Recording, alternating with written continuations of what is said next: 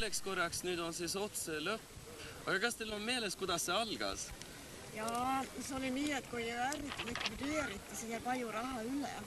Ja sellepärast saime minu juures kokku ja mõtlesime, et korraldame midagi uut ja põnevat noortele nii kui vanematele. See oli eelmise sügise, jah? See oli eelmine sügine, jah. Aga mis otse tähendab? Ja eks kõigepealt on ta ju estu tagurpidi. Ja siis oleme tulevikus suuremad eestlased. No õigus. Sest me peame tõesti pidutsemise kõrval ka nagu leidma endale kultuurseid aktiviteete, sest muidu jääb see natuke vesiseks meil noortel.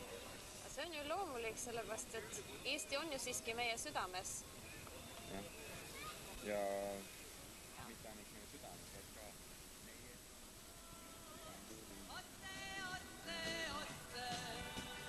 Tuju meil kõrges hoos, otse, kaugelt me kokku toob, otse, sõprus ja lootus loob, otse. Otse Kõrs, kohtumispaik festivali ajal Eesti noortele kõikjalt Rootsis. Kuid võib-olla tähtsam veel, koht, kus kokku saada vanade ja uute sõpradega. Pisar langes lootuseks jäi, muudab sinu meele. Päevad tunnid, ootus nii pikk, kord ikka saame sinna. Küll on rõõmud, kui aeg jälle käes, kord me saame minna. Laulame kõik nüüd koos, otse, tuju meil kõrges hoos, otse, kaugelt me kokku toob, otse, sõprus ja lootus loob, otse.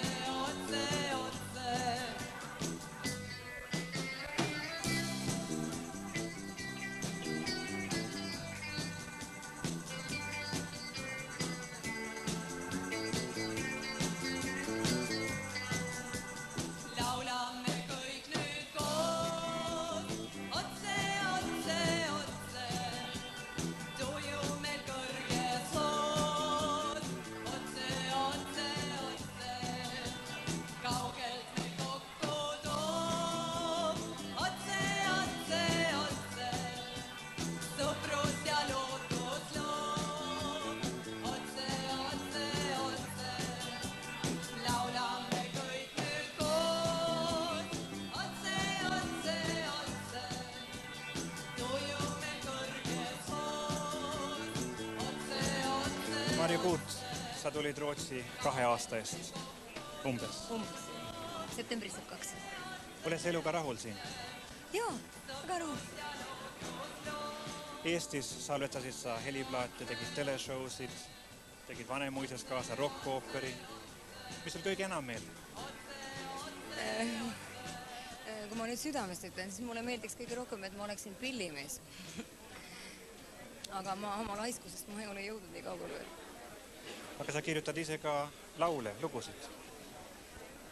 Jaa, kirjutan küll, aga ühesõnaga jah. Umbes 3 aasta eest tuli keegi jumal sinu ellu, Marju. See tähendas sulle väga palju. Jaa, see kunagi võis mõelda, et keegi, aga nüüd on ta konkreetne isik ja ta on mind väga palju aidanud. Ja ma usun, et tänu sellele see kõik siia tuleminegi toimus. Mida sa loodad tulevikust siin Läänes?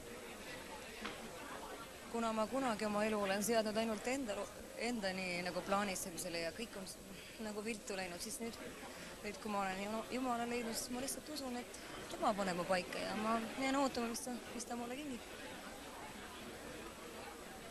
Ja kui ma võiksin siis edasi öelda ka TV-vaatajatele, nii nagu ma siin saalis juba ütlesin, et tõesti ma soovin südamest suurt Jumala õnnistust teile kõigile, sellepärast et nii nagu me siin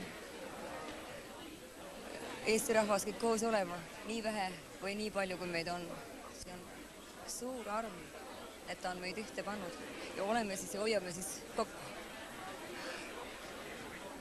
Ja Marju, mida sa kavatsed meile laulda? Selle eesti keele pealkiri on Sa oled ainus mu aare.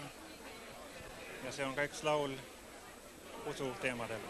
See on tegelikult vaimulik laul, kuid Eestimaal oli ta natuke teise vormi seatud ja minul on kahjuks need vanad sõnad. Ja ma täna olen nende sõnadega. Sa oled ainus mu aare, oled kõik, mis mul on. Tunnen samme, kergeid rõõmsaid samme. Iga päev nad minu aknas mööduvad. Kuivad teaksid sa, et juba ammu oma mõtteid sinu kõrval kõnnin ma.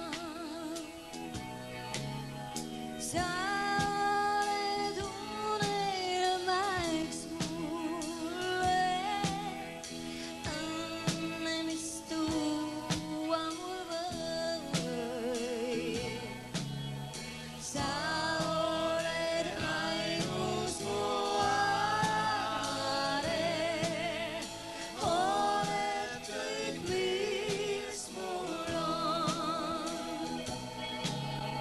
Sa oled ainus mu aare, oled kõik, mis mul on. Jüri Estam, sa tuled siia Stockholmi Münchenist. Miks? Mind saadeti siia Radio Liberty poolt, tähendab Vabadusraadio eesti keeles. Ma kogun siin muljeid, teen intervjuusid Stockholmi eestlaskonna liikmetega ja teen seda selleks, et meie kuulajaskond Eestis, Nõukogude Eestis, saaks ka mingisuguse ettekujutuse meie tegevusest võõrsil ja et nad teaksid, et meie siin neid meeles peame ja informeerida neid sündmusist demokraatlikus maailmas. Mati Klaar, kas selliseid noortefestivaale on vaja? Mina leian, et on hädasti vaja ja ma leian, et noortel on vaja korraldada midagi iseendale, aga samaaegselt on muidugi hirmus teretulnud, kui generatsioonid saavad üle generatsiooni piiride koos töötada.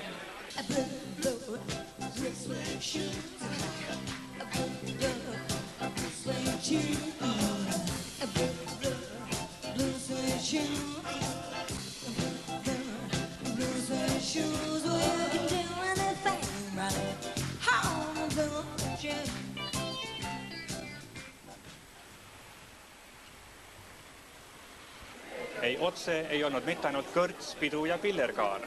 Otse oli ka debatt siin Stockholmi Eesti majas, mille ninakaks pealkirjaks oli Eesti noored versus Eesti organisatsioonid. Kas noortel on organisatsioonides kaasarääkimisõigus? Kas organisatsioonid töötavad ajakohaselt ja noorte heaks? Vaidlusel esitati mitmeid küsimusi, lootuses, et üle saada generatsioonide vahelistest väärarvamustest, leidmaks ka uusi kooskäimisvorme ja paremat arusaamist uudsetele ideedele. Vaidluskoosolekut juhatas Enn Nõu, kes oma avasõnas ütles muu hulgas. Iga iseenesest lugupidav Eesti organisatsioon Rootsis on kindlasti ühel või teisel viisil midagi Eesti nooruse nimel ütelnud. Paguluses on Eesti noorus päris ainulaadne oma püsivate taotlustega veel 38 aastat pärast vanemate või vanavanemate Eestist lahkumist. Eesti noored peavad paratamatult varem või hiljem meie siinse tuleviku kandjateks saama, kui me üldse mingisugust tulevikku soovime näha. Täna küsivad Eesti noored, mida on nende heaks üldse ära tehtud ja mis on jäänud tegemata. Nad küsivad ka, mida kavatsetakse nende jaoks edaspidi teha ja mida ei ole kavatsetud. Nad tahavad teada saada, missugune on nende roll senini olnud ja missugust pakutakse neile edaspidi? Jaan Seim võttis käsile Eesti komitee esindaja Ivar Paljaku. Nüüd on siis kord Eesti komitee pinnimiseks. Minu arvates Eesti komitee on selles mõttes üks väga oluline organisatsioon, keskorganisatsioon, kuna komitee valduses on suured rahad ja minu esimene küsimus tahakki seda täpsustada. Kui palju raha on komiteel noorte töö tegevuse sektoris?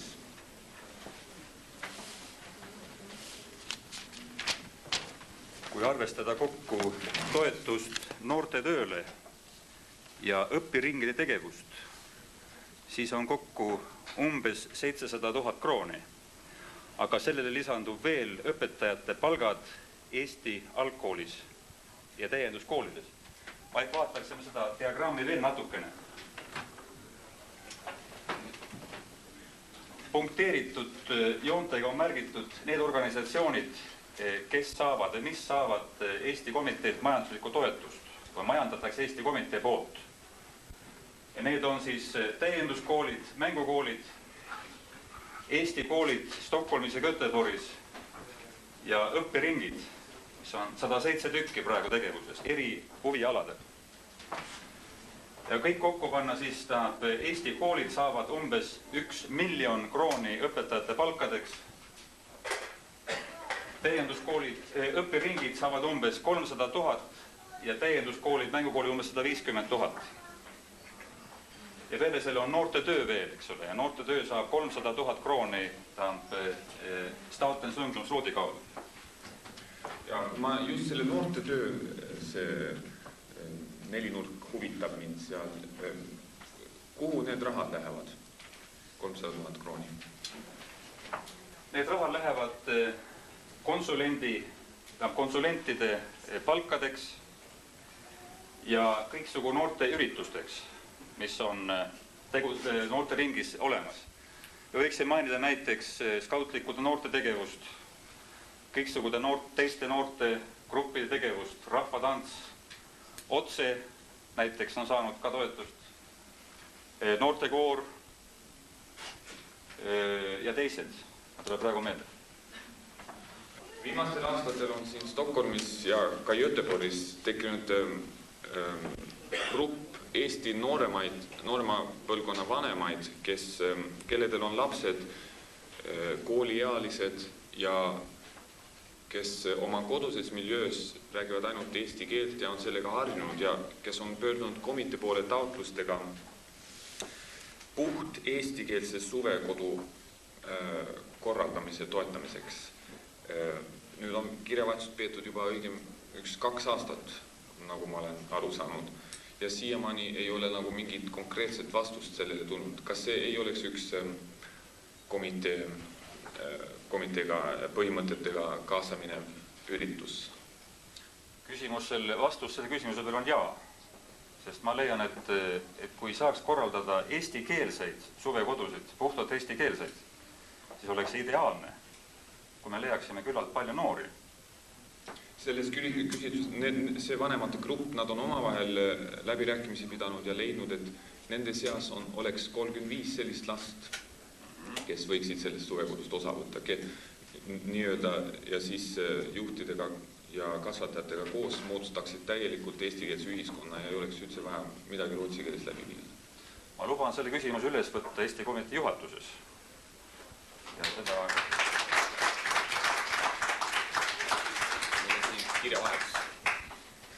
Aino Leppik küsitles Ago Kriisat Rootsi eestlaste esindusest. Kuna me teame, et praegu on aasta 1982, siis ma pöördun tagasi 1972 aastale ja küsin, et teie tegevuskavas siis seisab, et teie eesmärgiks on innustada laste vanemaid eesti keele kasutamisel ja õpetamisel kodudes, abistada Eesti koolide ja suvekursuste tööd ja selgitada enamusrahvale eestikeelse õpetuse vajadusi ning õigustusi. Kuidas on Ree 10 aasta jooksul innustanud neid lastevanemaid, abistanud Eesti koole ja suvekursuse tööd ning selgitustööd nõnda nimetatud enamusrahvale teinud? Ma kõigepealt vastan sellele niimoodi, et Rootsi eestlaste esindus korraldas 58–71 13 aasta jooksul rahvaülikooli kursused, kus õpetati eesti keelt, Eesti ajalugu, Eesti maateadust ja nii edasi, samuti ka Eesti riigikorda ja välistegevust. Sealt võttis osa 480 noort. Kahjuks lõppes see tegevus ära majanduslikel põhjustel ja me oleme kogu aeg taotlenud, et saada uusi majanduslikke eeldusi, et seda rahvaülikooli tegevust jälle uuendada ja uuesti käiku panna. Mis puutub sellesse küsimuse siin, siis me oleme katsunud koolitoimkonna ja noortetoimkonna kaudu neid küsimusi välja viia. Me oleme ka võtnud initsiatiivi ja selleks loodi komitee ja esinduse vahel ühine koostöökomisjon, et taotleda kõrgastet Stockholmis. Kahjuks ei ole ka see senini õnnestunud ja see on ka tuleb natukene sellest, et Rootsi majanduslik olukord on nõrk. Aga ma ikka tahan kuulda, te arutate ja proovite lahendada, aga mina kui noor, 20 aastat vana, 1982, mida te pakute mulle? Me pakume sinule ka poliitilist arusaamist meie küsimuses, mis tähendab, et Eesti, kui praegune Eesti on okupeeritud suurvõimu poolt ja me pakume seda võimalust seal tegutseda, et sa saaksid ka ise kaasa aidata. Sellepärast on ka esinduse valimist olemas ja sellepärast valiti sinna hulka noori viimastel valimistel, kuid kes kahjuks ei ole mitte näitanud seda huvi, mida kõik on lootnud, et sellest tegevust osa võtta. Miks nad seda ei ole teinud?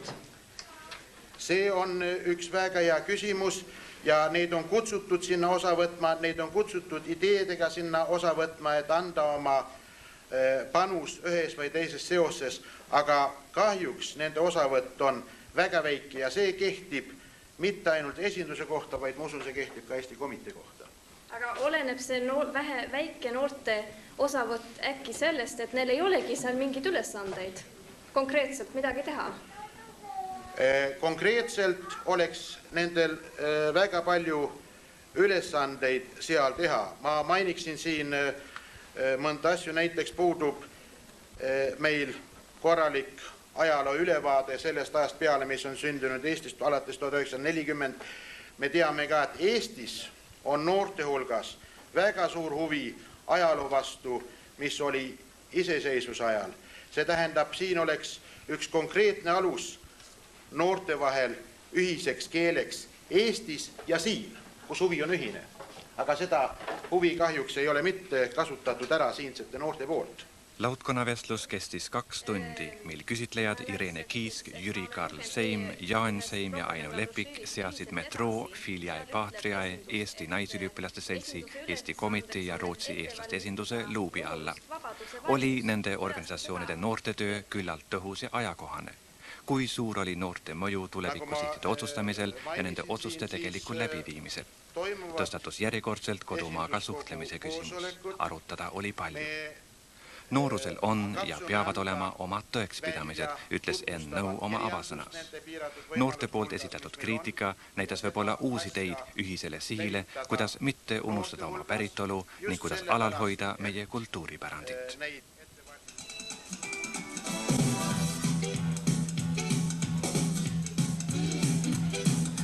Eesti Maja keldrikorrusel teised helid.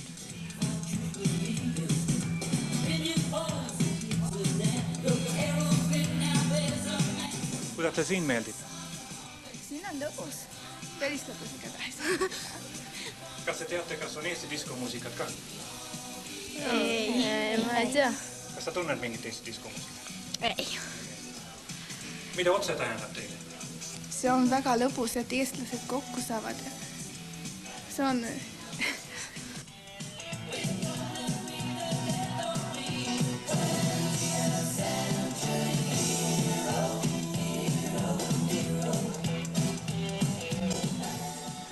Eesti Maja Wallingaatonil Stockholmis on üks mitmetest maailmas. Kogunemiskohaks eestlastele, kes tahavad säilitada oma rahvuslikku omapära ja emakeelt.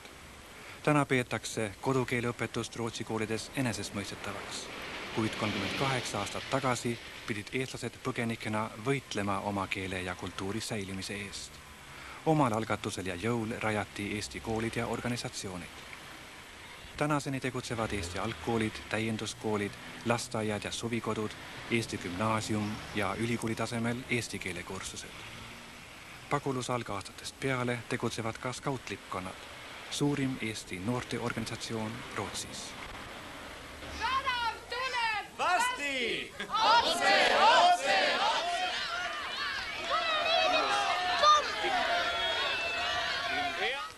Oli ka päev spordiks. Östermalmi spordiväljakul mängiti jalgpalli. Maavõistlus Eesti-Läti.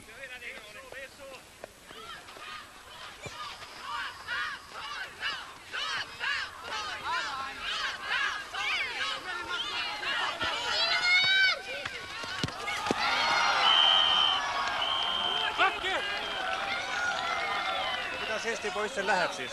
Hästi. Kes võidab? Eesti muidugi.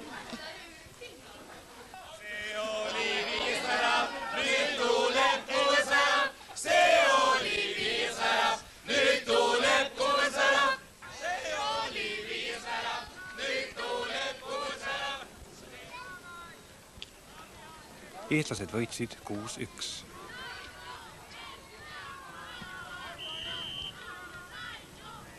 Alar Lõbu, kust linnast sa tuled? Ma olen Norrköpingist. See Eesti meeskond koosneb ju noortest mitmest linnast. Ja. Kus linnadest tead sa? See on Stockholmist, Göteborgist, Norrköpingist, ma usun. Kas mäng oli hea? Mäng oli kõva. Need lätlased andsid vastupanu? Lätlased andsid üsna hästi vastu, jah. Ja siis oli kruusa peal, on alati raske mängida. Kas sport on midagi, mis Eesti noori ühendab? Seda ma leian tõsiselt. See on suur osa noortest on spordist huvitatud ja see on üks võimalus kokku tulla. Kuid otse ei pakkunud ainult jalgpalli. Erik Stalshallenis mängisid noored kõikjalt Rootsist võrkpalli, korvpalli ja sisebandit. Mängudest võttis osa kokku 12 segavõistkonda. Rootsis tegutseb 3 Eesti spordiklubi. Üks loomulik huvi, mis ühendab.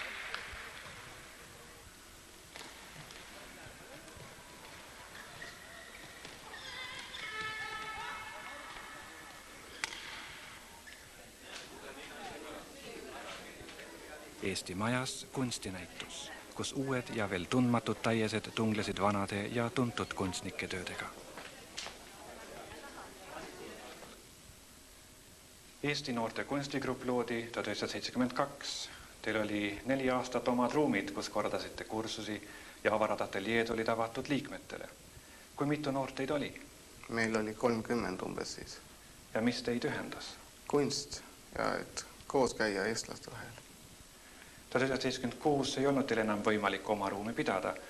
Kuidas te suutsite gruppi koos hoida? Me käisime ühe teise juures koos ja korraldasime kunstinäitusi. Kus näiteks? Baltimoris, Stockholmis, eri galleriides, Göteborgis ja nii edasi. Ja millised on kunstigrupi tulevikuplaanid? Tulevikuplaanid on, et noorte kunstigruppi muuta nimeks kunstigrupiks ainult ja et koondada siis noori kunstniku vanemate kunstnikutega koos. Nii et saaks üht-teist õppida ja tunda ja näha, mis vanemad teevad ja õppida sellest. Ja käesoleva aasta novembris täitub teil 10 aastat. Ja, meil on 10 aasta juubel siis ja siis mõtlesime, et korraldame teemanäituse kuskil Rootsi galleriis.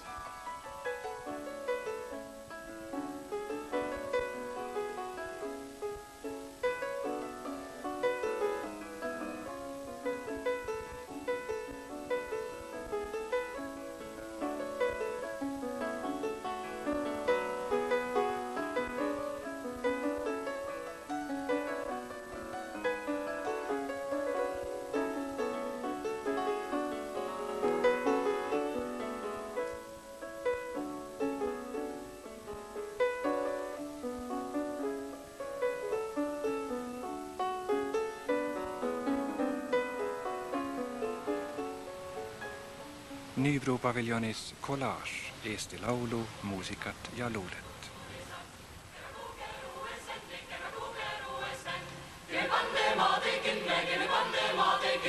Sina suurde soie pääle, sina suurde soie pääl. Madaliide maie pääle, madaliide maie pääl. Kurat sulku suuri saksu. Kurat!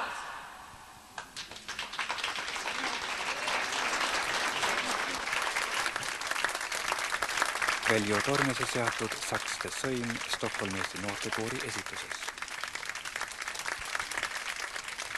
Maria Under, kuis võiksin magada?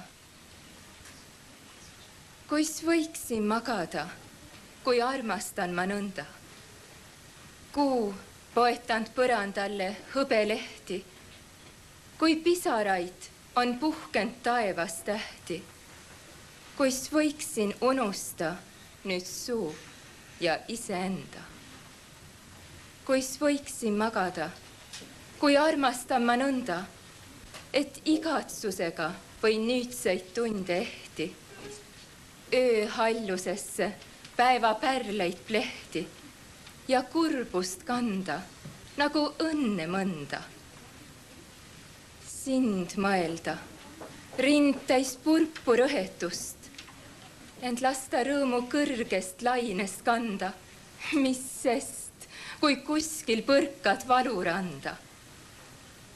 Kuis magada, kui rind täis õnnekust ja leina harrastab öid päevi neid, kui esimesi või kui viimaseid.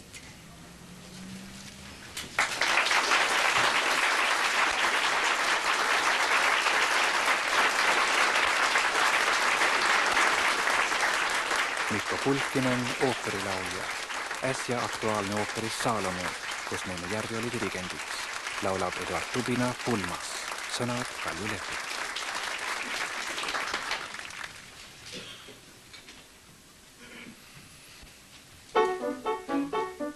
Nurgas söisid nukrat löösed, habemikut hallid, aga neiud noorukesed keset pulmat ralli. Anti hõõlut, kanti rooga enamat kui vaja. Kuuse tõmbas hõbelooga üle pulmamaja. Laulsid neiud keelil hõbe habemikut kassi. Mina ja mu topsi sõbel lõime saulud sassi.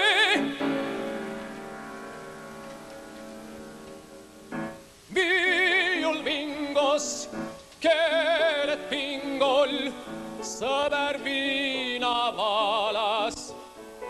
Õhtu seisis põllukingol, mustad püksid jalas.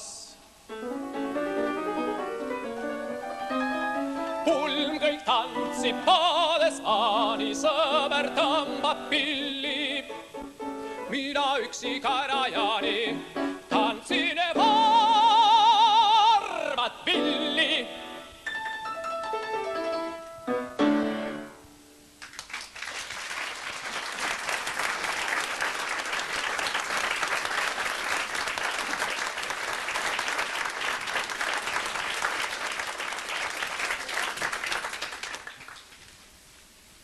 Siiri Kriisa, kas sa luuletad ka ise?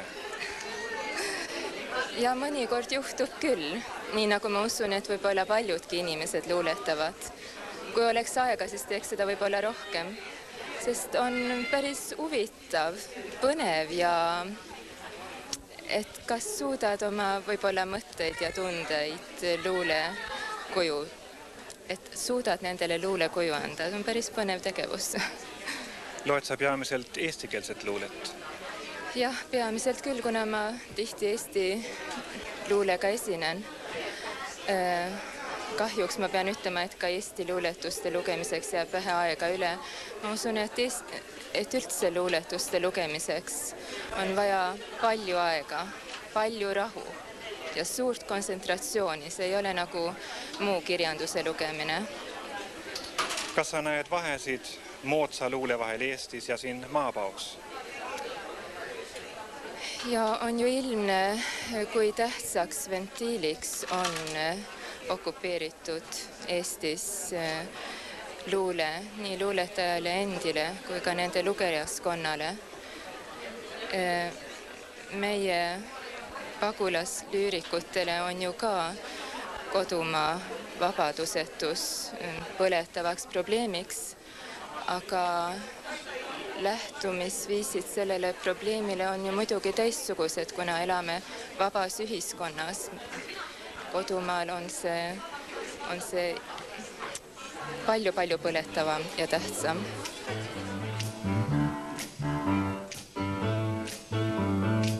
Suvetunne hakkas mul pähe. Suvetunne ära ei lähe. Klikas täis, nüüd on mu pea. Tuli poiss, nii kallis, nii hea. Suveteine seas visub, monet suved. Ja kallis Savelu, räägi veel, kas sa sõbraks ta sai. Räägi veel, kas sinule vaid. Ja suveöö helide saatel jätkus õhtu kevadpalliga, üliõpilaspalliga, sest Stockholmi Eesti osakond kasutas võimalust tähistada oma 20. tegevusaasta juubelit.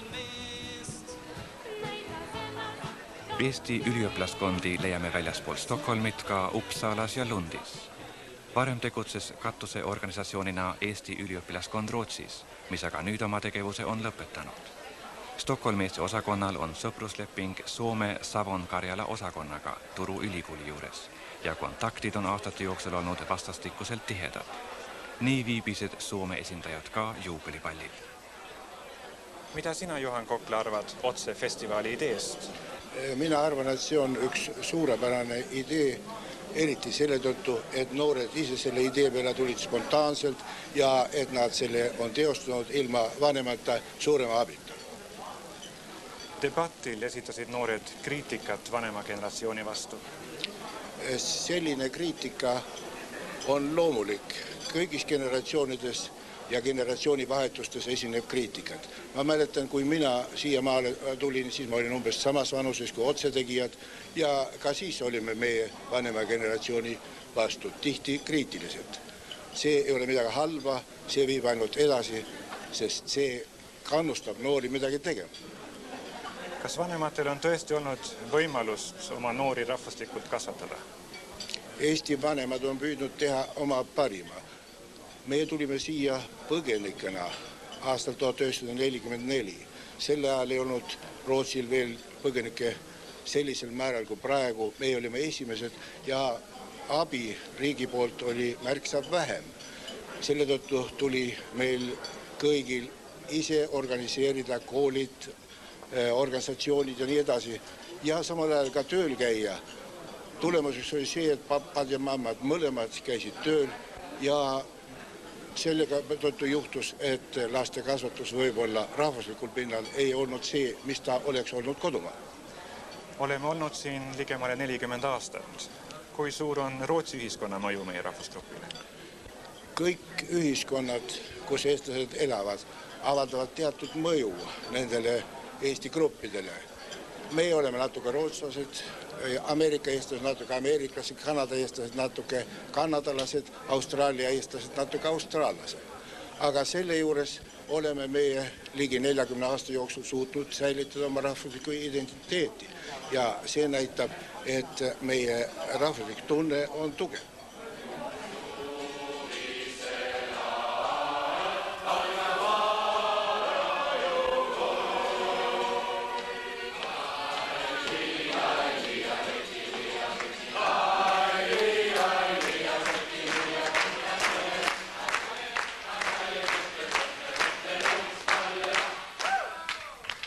Oli ka aega piknikuks kevadroheluses.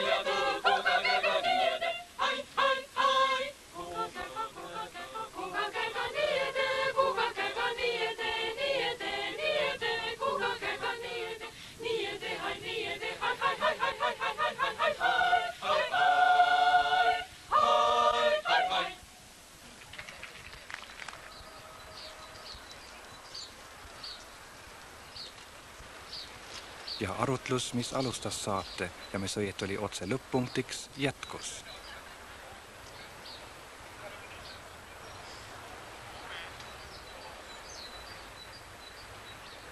Miks pärast me õieti tegeleme eestlastega? Ja minu arust seal on kaks põhjust selleks. Üks on ju, et me peame aitama neid eestlasi, kes elavad Eestis, eriti siis kultuuriinimesi, et nad saaksid siia tulla ja kui nad on siin, et me aitame neid nagu endid väljendada ja nii edasi. Aga on ju üks teine põhjus ka ja see on see, et meie, kes eestlased, kes elame siin läänemaailmas, see on meie kohustus, et me informeerime Eestist maailmale, kuna meil on ju siiski Eesti maa ja Eesti rahvas meie selja taga ja see on meie kõige tähtsam ja ülesanne ja ka meie suur kohustus.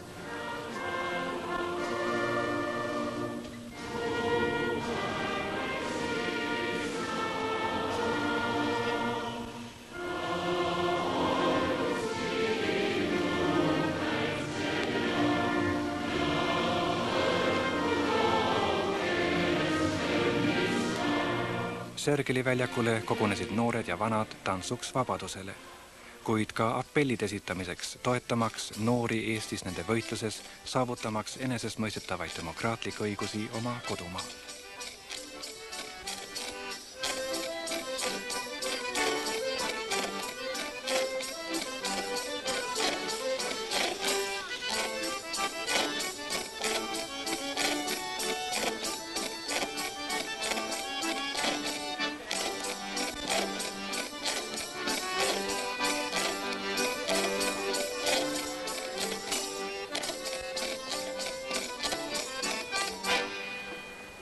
I Stockholm pågår i dagarna en estnisk ungdomsfestival som det här är en del av.